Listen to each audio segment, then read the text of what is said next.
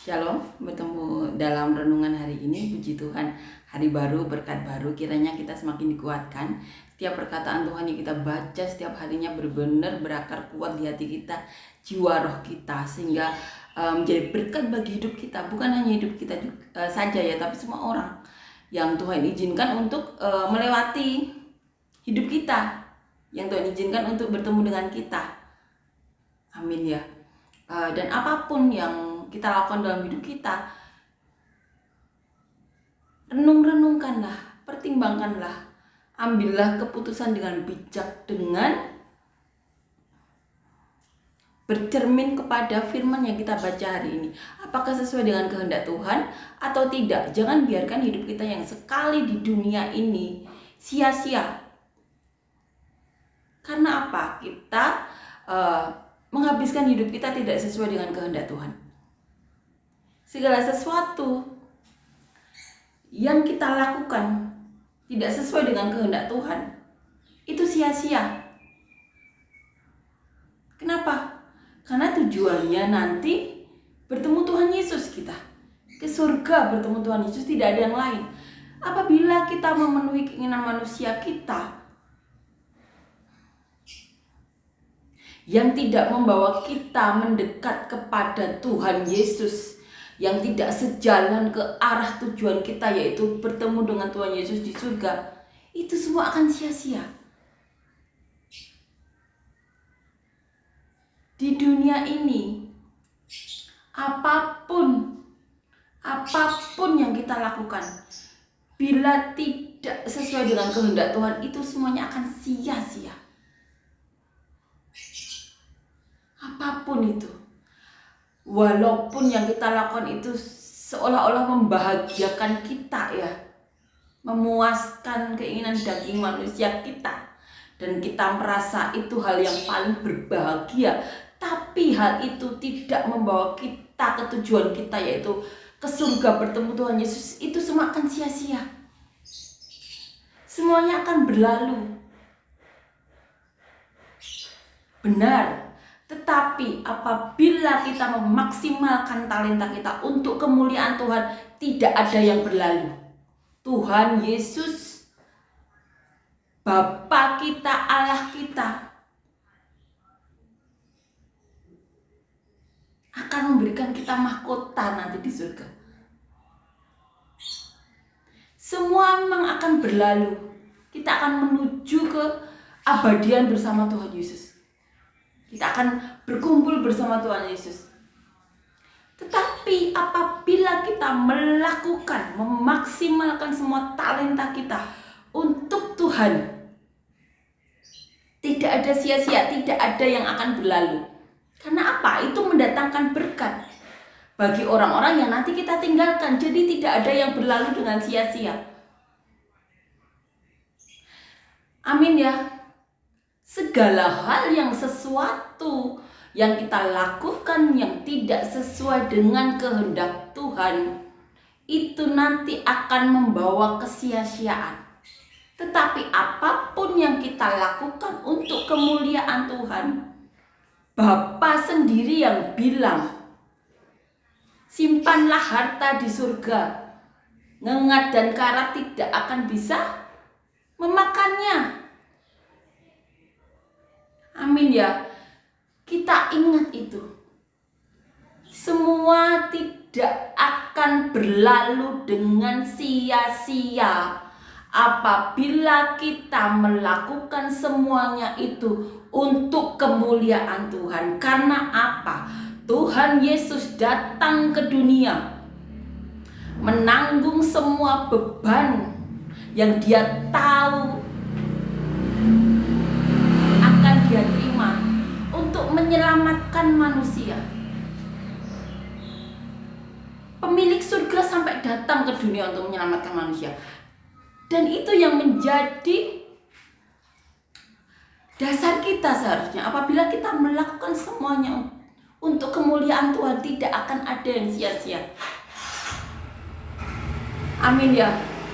Semua memang akan berlalu dengan sia-sia apabila kita tidak melakukan apa-apa, seperti seperti orang yang mempunyai talenta satu karena merasa rugi apabila mengadakan talentanya karena itu untuk tuannya.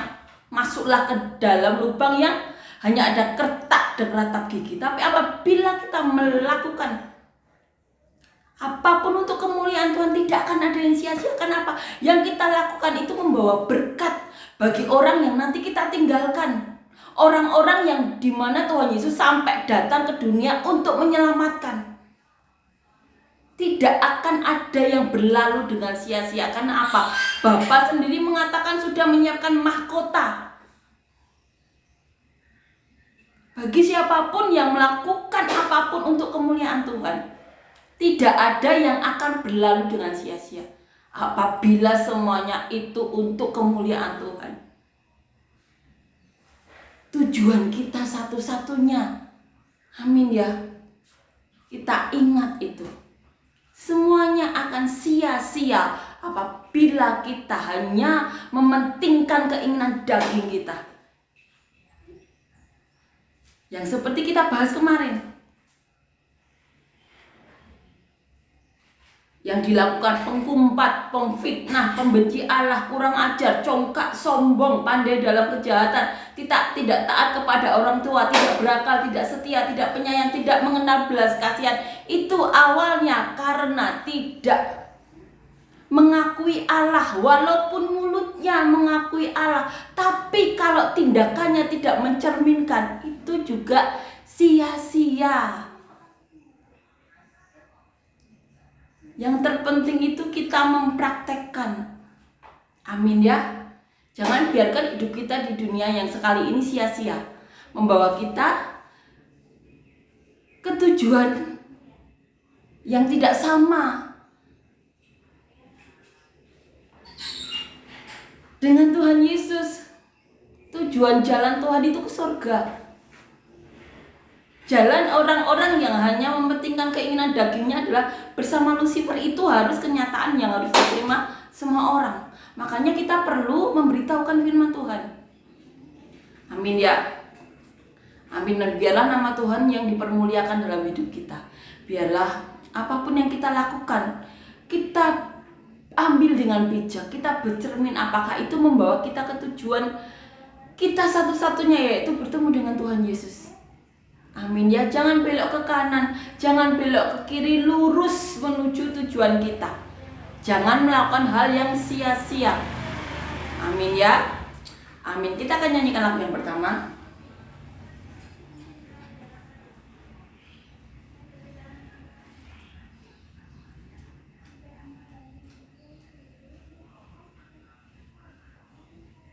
Aku ingin selalu berada di hadirat-Mu.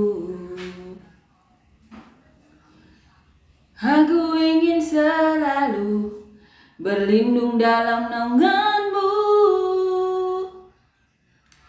Di bawah kepak sayap-Mu, Kau bawaku terbang tinggi, melintasi langit biru, bagaikan Raja Wali.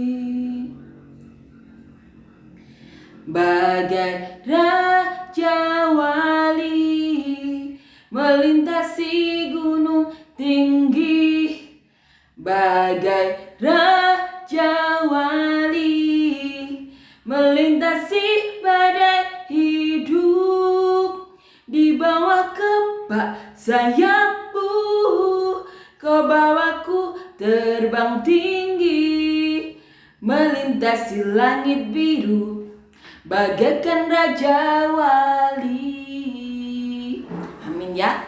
Amin. Kita lanjutkan membaca dan merenungkan ayat firman Tuhan. Kita ambil dari kitab Roma ya. Kitab Roma pasalnya yang kedua, ayat 1 sampai 16. Judul perikopnya hukuman Allah atas semua orang. Karena itu hai manusia, siapapun juga engkau yang menghakimi orang lain, engkau sendiri tidak bebas dari salah. Sebab dalam menghakimi orang lain, engkau menghakimi dirimu sendiri, karena engkau yang menghakimi orang lain melakukan hal-hal yang sama. Tetapi kita tahu bahwa hukuman Allah berlangsung secara jujur atas mereka yang berbuat demikian.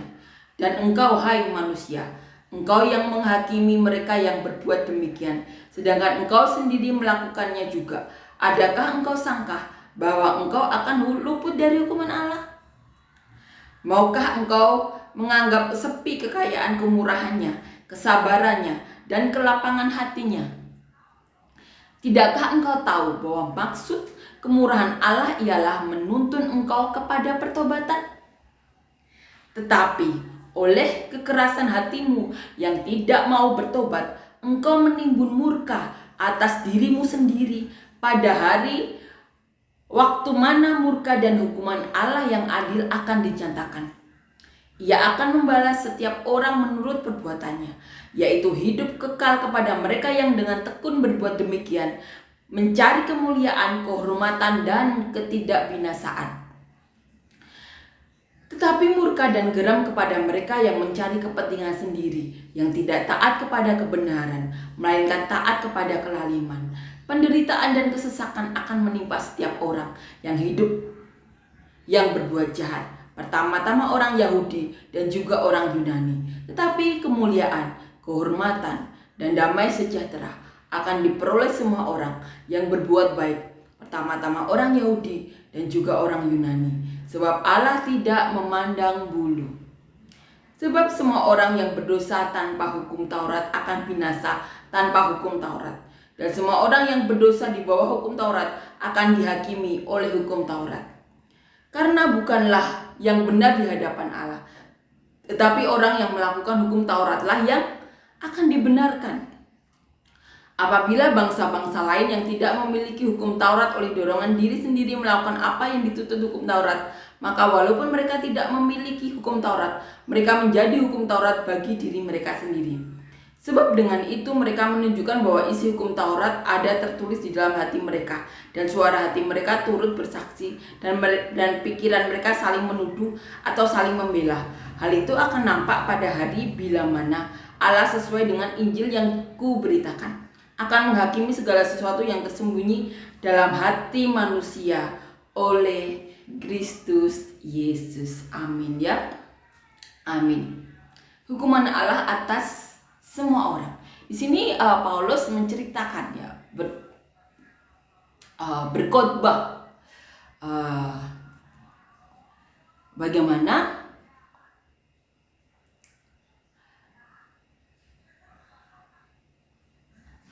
Paulus menceritakan bahwa apapun ya yang dilakukan manusia yang menghakimi orang lain, itu sama saja dengan menghakimi diri mereka sendiri. Karena apa? Karena mereka juga melakukan kesalahan yang sama. Makanya Paulus mengatakan siapapun yang menghakimi itu sama saja dengan menghakimi diri mereka sendiri, karena sama-sama melakukan kesalahan yang sama. Makanya Tuhan mengatakan janganlah menghakimi. Nah, sini juga diceritakan ya bagaimana Paulus berkata,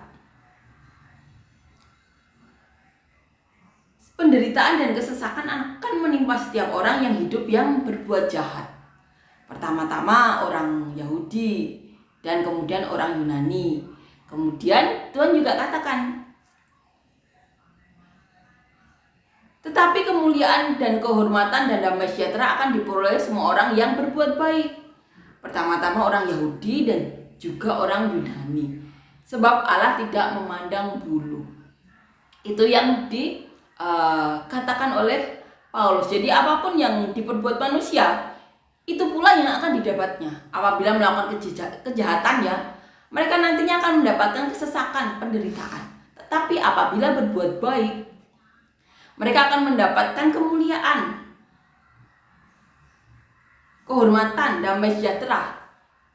Karena apa? Karena Allah tidak memandang bulu. Dan ini di sini juga dikatakan ya, Paulus mengatakan bahwa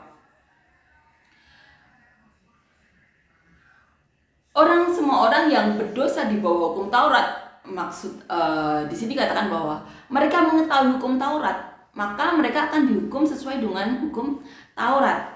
Tapi juga dikatakan apabila ada orang-orang yang tidak mengetahui hukum Taurat itu ada di belahan dunia lain ya, di daerah bukan orang Yahudi. Maka mereka juga tidak akan dihukum sesuai dengan hukum Taurat. Karena apa? Di sini dikatakan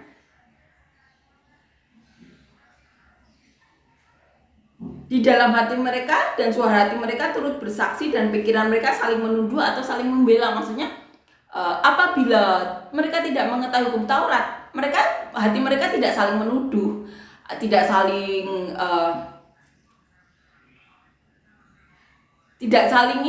saling bersaksi. Tapi di sini dikatakan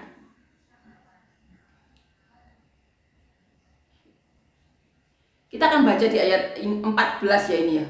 Apabila bangsa-bangsa lain yang tidak memiliki hukum Taurat oleh dorongan diri sendiri melakukan apa yang dituntut hukum Taurat, maka walaupun mereka tidak memiliki hukum Taurat, mereka menjadi hukum Taurat bagi diri mereka sendiri. Sebab dengan itu mereka menunjukkan bahwa isi hukum Taurat ada tertulis di hati mereka, dan suara hati mereka turut bersaksi dan pikiran mereka saling menuduh atau saling membela. Jadi walaupun bukan orang Yahudi ya, tapi apabila mereka mengetahui isi hukum Taurat, mereka juga tetap akan di bawah hukum Taurat ya. Karena apa? Mereka sudah mengetahui isi hukum Taurat walaupun bukan orang Yahudi. Seperti kita juga, kita tahu membunuh itu salah, mencuri itu salah. Kita tahu itu ada di hukum Taurat. Maka kita ada di bawah hukum Taurat tersebut karena kita tahu, hati kita bersaksi bahwa kita tahu itu salah. Tetapi di belahan dunia lain ya, ada manusia 2000 tahun yang lalu, ada manusia yang memakan manusia. Itu kanibalisme di zaman purba. Mereka tidak tahu hukum Taurat itu. Di sini dikatakan hal itu akan nampak pada hari bila mana Allah sesuai dengan Injil yang kuberitakan akan menghakimi segala sesuatu yang tersembunyi di dalam hati manusia. Jadi karena mereka tidak tahu hukum Taurat tersebut, hati mereka tidak saling bersaksi, tidak saling menuduh. Nanti Tuhan Yesus Kristus lah yang akan menghakimi, hakim yang jujur, hakim yang adil. Amin ya. Ini benar-benar menguatkan kita bahwa Allah itu benar-benar adil. Orang-orang Yahudi atau orang-orang Kristen zaman sekarang yang mengetahui hukum Taurat, kita semua ada di bawah hukum Taurat. Karena apa? Karena kita tahu bahwa yang dilakukan apabila melakukan hal-hal yang salah seperti membunuh, mencuri, bersaksi dusta, mengingini kepunyaan orang lain, tidak menghormati orang tua, jangan ada ilah lain di hadapan kita. Kita tahu itu salah. Dan apabila kita melanggarnya, hati kita akan bersaksi. Walaupun kita bukan orang Yahudi. Tetapi Tuhan juga mengatakan orang yang tidak di bawah hukum Taurat dan tidak mengetahui hukum Taurat itu ada. Nanti Tuhan Yesus yang akan menghakimi. Tetap dihakimi. Tapi bukan di bawah hukum Taurat. Karena apa? Tuhan kita itu hakim yang jujur, hakim yang adil, yang menghakimi segala sesuatu yang tersembunyi dalam hati manusia. Amin ya. Apabila kita mereka-rekakan yang jahat kepada orang lain dan orang lain itu tidak tahu, Tuhan itu tahu, menghakimi sampai kedalaman hati. Itu Tuhan kita, Yesus Kristus yang akan menjadi hakim kita nantinya, menghakimi sampai kedalaman hati. Makanya kita saling memberkati, saling mendukung, saling mensupport. Jangan ada reka-reka yang jahat di hati kita, karena itu hal yang sia-sia. Kalaupun kita berhasil mereka-rekakan yang jahat kepada orang lain, itu juga akan sia-sia. Kenapa? Kita nanti akan dihakimi oleh Yesus Kristus, hakim yang adil, hakim yang jujur. Amin ya. Kita akan renungkan ya, dari ayat di awal dikatakan di ayat pertama. Karena itu hai manusia, siapapun juga engkau yang menghakimi orang lain, engkau sendiri tidak bebas dari salah. Sebab dalam menghakimi orang lain, engkau menghakimi dirimu sendiri, karena engkau yang menghakimi orang lain melakukan hal-hal yang sama. Makanya jangan menghakimi. Karena apa? Kita sebagai manusia juga melakukan hal-hal yang sama. Makanya Tuhan mengatakan jangan menghakimi. Amin ya. Tetapi di ayat 2, kita tahu bahwa hukuman Allah berlangsung secara jujur atas mereka yang berbuat demikian. Dan engkau hai manusia, engkau yang menghakimi mereka yang berbuat demikian, sedangkan engkau sendiri melakukannya juga. Adakah engkau sangka bahwa engkau akan luput dari hukuman Allah? Ini yang dikatakan Paulus. Apabila kita menghakimi orang lain padahal kita melakukan hal-hal yang sama, hal-hal yang salah juga, Paulus mengatakan, adakah engkau sangka bahwa engkau akan luput dari hukuman Allah? Karena di ayat sebelumnya dikatakan, di ayat 2, bahwa hukuman Allah berlangsung secara jujur. Amin ya. Di ayat 4 dikatakan, maukah engkau menganggap sepi kekayaan kemurahannya, kesabarannya, dan kelampangan hatinya? Tidakkah engkau tahu bahwa maksud kemurahan Allah ialah menuntun engkau pada pertobatan? Ini yang dikatakan Paulus, bahwa kemurahan Allah itu tujuannya untuk menuntun orang dalam pertobatan. Allah tidak menghukum manusia untuk bertobat, tidak. Tetapi Allah memberikan kemurahannya, kesabarannya, dan kelapangan hatinya untuk menuntun orang dalam pertobatan.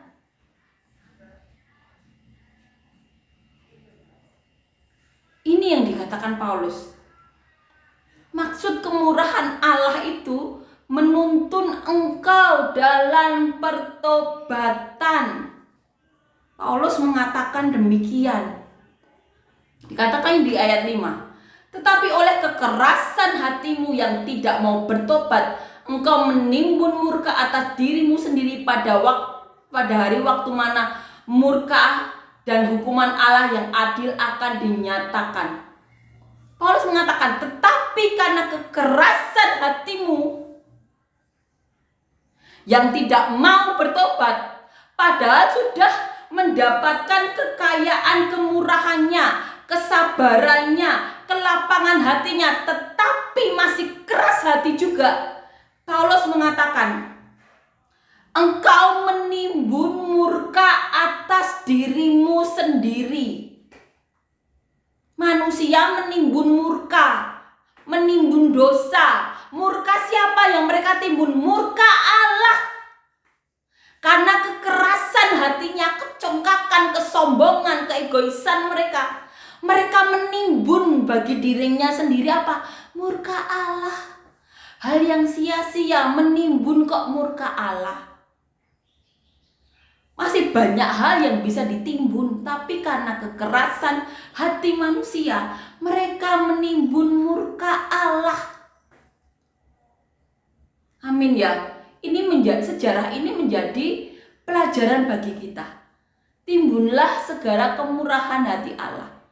Sukacita, damai sejahtera, kemurahan, kelapangan itu diberikan Allah untuk menuntun kita manusia pada pertobatan. Tetapi manusia zaman dulu keras hati sehingga menimbun murka Allah. Makanya Alkitab ini ditulis oleh para rasul, para nabi untuk menjadi pelajaran bagi manusia, agar kita tidak melakukan apa yang salah tetapi melakukan apa yang benar. Amin ya. Janganlah kita melakukan apapun di hidup kita tuh menimbun murka Allah. Murka manusia itu tidak ada gunanya bagi manusia. Tetapi murka Allah itu jujur dan adil. Apabila manusia lain menyakiti manusia lainnya, Allah yang murka. Karena apa? Allah itu jujur dan adil. Tuhan saja datang ke dunia untuk menyelamatkan manusia, sampai datang loh untuk menyelamatkan manusia. Saat ada manusia lain menyakiti manusia lain, Allah yang murka. Anaknya saja dari surga diminta turun ke bawah untuk menyelamatkan manusia. Masa ada manusia lain yang mau menyakiti manusia lainnya? Seperti itu. Janganlah menimbun murka Allah. Amin ya. Amin.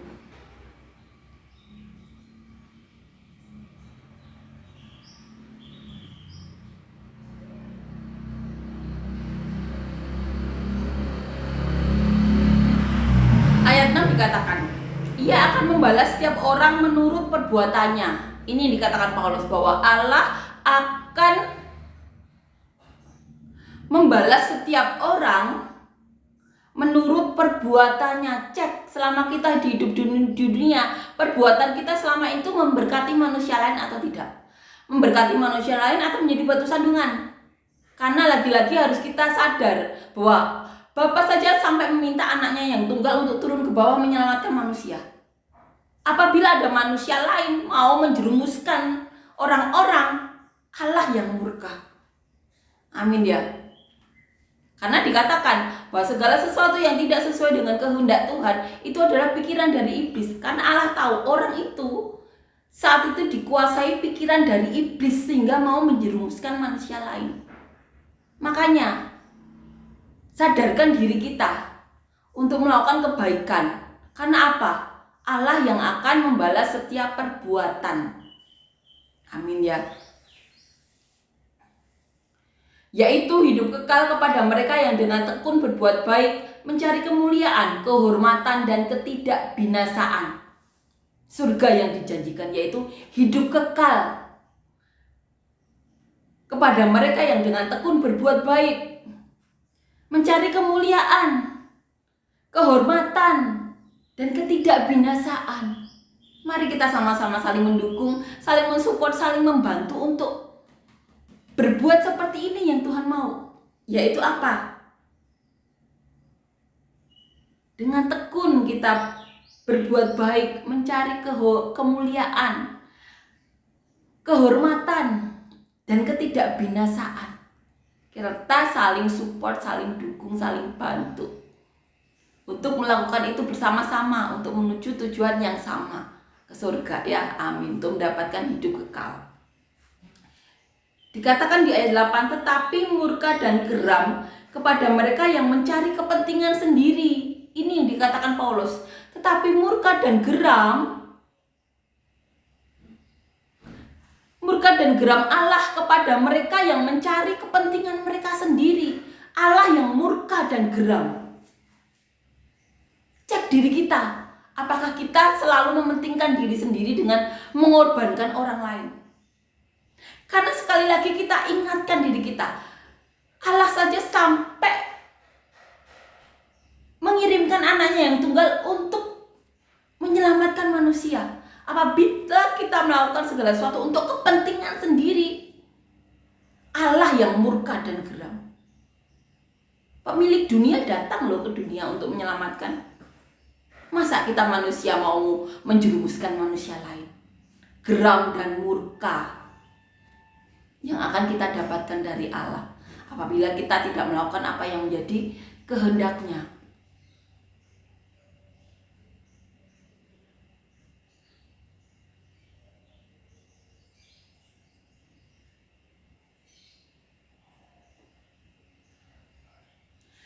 Dikatakan di kalimat selanjutnya, yang tidak taat kepada kebenaran melainkan taat kepada kelaliman. Cek diri kita, apakah saat ini kita taat kepada kebenaran atau malah taat kepada kelaliman?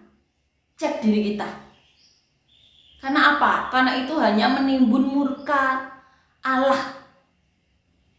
Amin ya. Ayat 9 dikatakan, penderitaan dan kesesakan akan menimpa setiap orang yang hidup yang berbuat jahat. Pertama-tama orang Yahudi dan juga orang Yunani. Ini dikatakan seperti itu ya. penderitaan dan kesesakan akan menimpa setiap orang yang hidup yang berbuat jahat. Pertama-tama orang Yahudi, kemudian orang Yunani. Karena saat itu yang mengetahui Injil mereka ya, yang sudah mendengar berita mengenai kasih karunia, keselamatan yang diberitakan para rasul ya. Katakan di ayat selanjutnya, tetapi kemuliaan dan kehormatan dan damai sejahtera akan diperoleh semua orang yang berbuat baik, pertama-tama orang Yahudi dan juga orang Yunani, sebab Allah tidak memandang bulu. Itu yang dikatakan Allah, bahwa Allah akan membalas setiap perbuatan. Amin ya. Amin. Kita saling mendukung, saling mensupport, saling membantu untuk mendapatkan hidup yang kekal, yaitu surga. Yaitu apa? Berbuat baik. Jadi melakukan segala sesuatu untuk kemuliaan, kehormatan, ketidakbinasaan. Cek diri kita, apakah kita tekun berbuat itu. Tekun berbuat baik, tekun melakukan kemuliaan, tekun melakukan kehormatan, tekun untuk tidak melakukan hal-hal yang menuju kebinasaan. Kita cek diri kita. Amin ya. Saling bantu, saling support, saling dukung untuk melakukan apapun yang sesuai dengan kehendak Tuhan. Amin ya. Dikatakan di ayat 12, sebab semua orang yang berdosa tanpa hukum Taurat akan binasa tanpa hukum Taurat. Dan semua orang yang berdosa di bawah hukum Taurat akan dihakimi oleh hukum Taurat. Ini yang dikatakan oleh Paulus, bahwa siapapun yang tidak mengetahui hukum Taurat di belahan dunia lain yang tidak mengenal bangsa Yahudi, mereka tidak akan ada di bawah hukum Taurat. Tetapi siapapun yang mengetahui hukum Taurat di belahan bumi manapun ya, mereka akan di bawah hukum Taurat. Kenapa? Karena Allah itu jujur dan adil. Sebab semua orang yang berdosa tanpa hukum Taurat akan binasa tanpa hukum Taurat. Ini ya.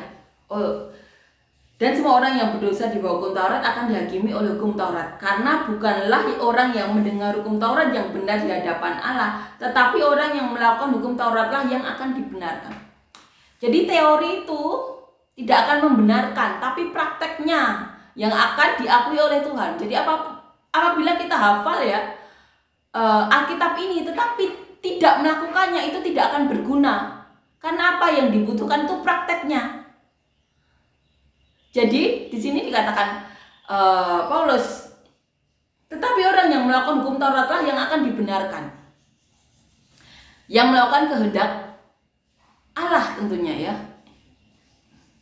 Apabila bangsa-bangsa lain yang tidak memiliki hukum Taurat oleh dorongan diri sendiri melakukan apa yang dituntut hukum Taurat, maka walaupun mereka tidak memiliki hukum Taurat, mereka menjadi hukum Taurat bagi diri mereka sendiri. Sebab dengan itu mereka menunjukkan bahwa isi hukum Taurat adalah tertulis di dalam hati mereka, dan suara hati mereka turut bersaksi, dan pikiran mereka saling menuduh dan saling membela. Hal itu akan nampak pada hari bila mana Allah sesuai dengan Injil yang kuberitakan akan menghakimi segala sesuatu yang tersembunyi dalam hati manusia oleh Kristus Yesus. Jadi apabila selama hidup kita melanggar hukum Taurat, maka Tuhan Yesus hadir di bumi untuk menyempurnakan hukum Taurat. Asal percaya saja dengan Tuhan Yesus, percaya Tuhan Yesus adalah Tuhan, maka kita itu sudah dibenarkan. Tetapi Allah itu juga tidak mau dipermainkan. Apabila kita tahu bahwa dengan mengakui Tuhan Yesus adalah Tuhan, kita dibenarkan, tetapi kita hanya teori saja, tidak mempraktekkan yang dikatakan Paulus, tekun berbuat baik, kemuliaan, kehormatan, tidak melakukan hal-hal kebinasaan, hanya di mulut, kita tidak akan mendapatkan hukum yang tidak akan mendapatkan hidup yang kekal. Amin ya. Kita saling dukung, saling support, saling bantu untuk melakukan apa yang menjadi kehendak Tuhan. Tuhan Yesus datang ke dunia untuk menyempurnakan hukum Taurat. Karena untuk melakukan hukum Taurat 100% itu hal yang mustahil bagi manusia. Karena manusia semuanya berdosa. Paulus mengatakan, jangan menghakimi. Karena kita juga melakukan hal-hal yang salah juga. Tapi juga jangan mencobai Tuhan. Kita harus bertekun berbuat baik, kemuliaan, kehormatan, dan melakukan hal yang tidak menuju kebinasaan. Saling bertekun, makanya kita saling support, saling bantu, saling dukung. Amin ya. Karena Allah itu tidak mau dipermainkan. Memang dengan percaya dengan Tuhan Yesus saja dan mengakui Tuhan Yesus adalah Tuhan, iman kita percaya, kita selamat. Tetapi itu harus dipraktekkan. Kita harus melakukan apa yang dikatakan di sini oleh Paulus, berbuat ini ya, bertekun berbuat baik, kemuliaan, kehormatan, dan hal-hal yang tidak menuju kebinasaan. Amin ya. Kiranya kita semakin dikuatkan, saling mendukung, saling mensupport. Karena ini adalah masalah hidup dan mati. Manusia-manusia yang ada di sekitar kita, itu tanggung jawab kita untuk menyebarkan firman ini. Amin ya, karena Tuhan kita itu begitu nyata, masih berbicara. Salah satunya kepada saya melalui 3 pendeta besar dari 3 negara di mana mereka tidak saling kenal sebelumnya. Melalui pendeta almarhum Yesaya Pariaji dari gereja Tiberias, Pastor Samsung Dabas dari Nigeria, seorang pendeta dari India bernama Pastor Yosef yang sekarang tinggal di Amerika. Hal-hal yang luar biasa dikatakan Tuhan kita tuh senyata itu. Masakan kita mau menyimpan surga itu bagi diri kita sendiri? Kita sebarkan berita ini pada semua orang. Karena Tuhan kita tuh senyata itu masih berbicara. Bukan momen di saya saja ya.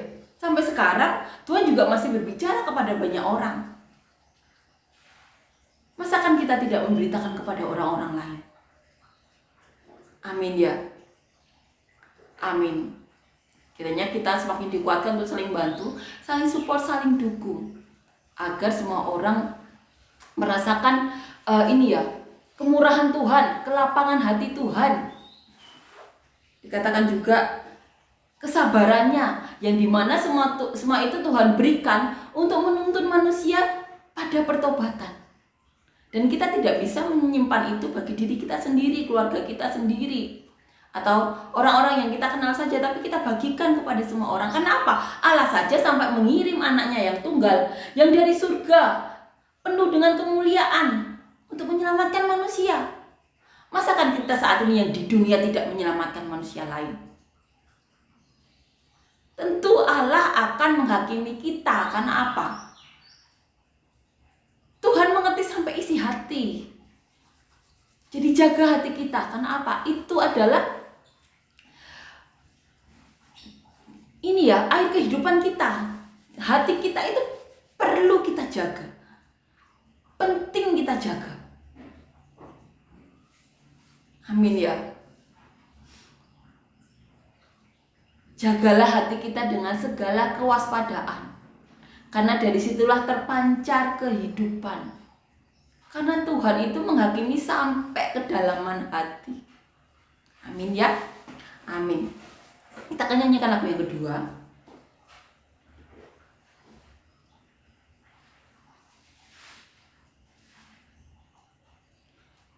Allah ditinggikan dengan sorak-sorai, Allah ditinggikan dengan sangkakala, Allah ditinggikan dengan sorak-sorai.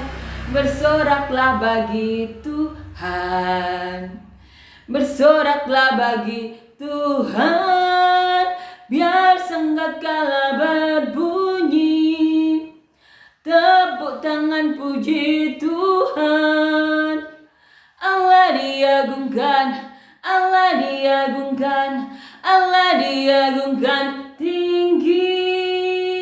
Terima kasih Yesus untuk kebaikan-Mu, kasih karunia-Mu, penyertaan-Mu. Terima kasih Yesus, terima kasih Tuhan. Dan kami berdoa untuk siapapun yang menyaksikan ini, yang mengalami sakit saat ini, Tuhan berikan kesembuhan, berikan mujizat-Mu. Dan apapun dalam tubuh kami yang bukan daripada-Mu, Tuhan Kau ambil, Kau cabut Yesus.